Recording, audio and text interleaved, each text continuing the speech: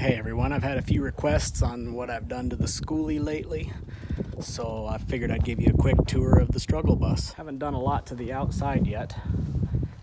I've gone through and basically I've added the struggle bus logos on the front and the back, moved the license plate over, had the welding shop put a receiver hitch in the front, added a little rack. It works good for a table when we're out doing whatever. I can grill off of it or throw the generator on it or whatever. Still got the generator mounted in a box underneath right there. It's a Harbor Freight 3500 Predator inverter generator. Water hookup on the back right here where we can fill water, hook to city water. Still got a broken window that I need to figure out what to do with. Added an LED light bar on the back, the logo, put a backup camera on it.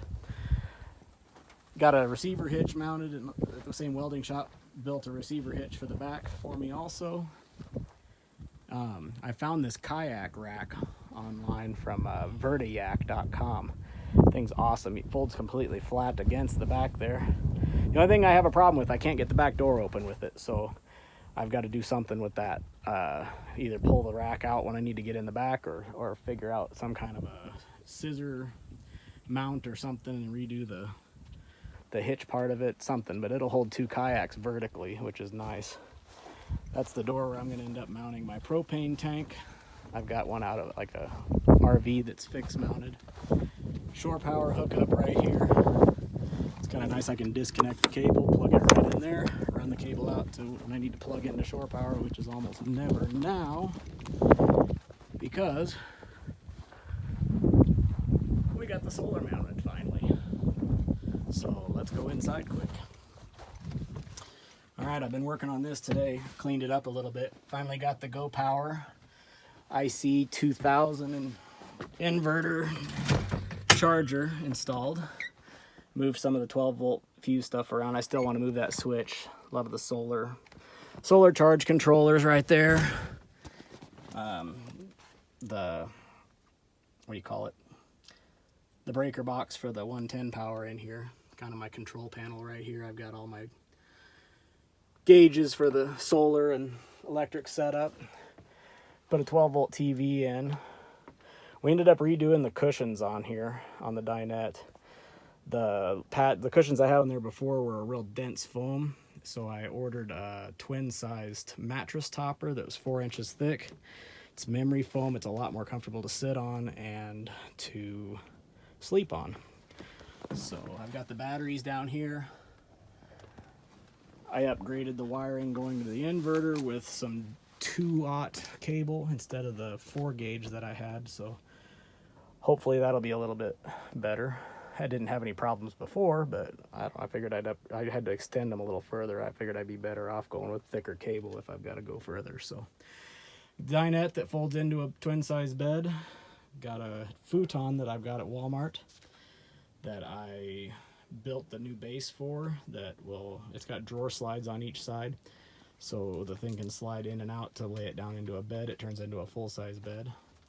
Got a cabinet over here. We did tile countertops that look like wood. We did that. I didn't do a stove in here, so I use a butane stove or a Coleman stove or whatever on top of the tile, and I don't worry about it getting hot because it's tile. I still need to go along the sides. I want to put shelving or cabinets or something down both sides of it, but that still needs to be done. There's a soffit up in the front. I want to maybe take that down and put cabinets in the front and maybe some speakers pointing back this way. But got the red farmhouse sink, and then we did more of the tile wood look countertops over here. Did a nice piece of wood trim on the front. I got a 12 volt refrigerator. What I want to do is I've got some new drawer slides. I'm going to build that into a drawer and then have a full face on it. So with a handle, you just pull it out like a drawer to access the refrigerator. And then we'll do some other drawers or shelves or something, cubbies above it that utilize that a little bit more. I've got to figure out how to do the cabinetry and stuff over here still. It's just a cobbled up mess right now, but it is what it is.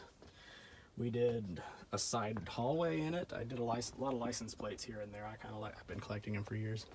But anyway, I've got to still trim all this stuff out. I got the water tank under there.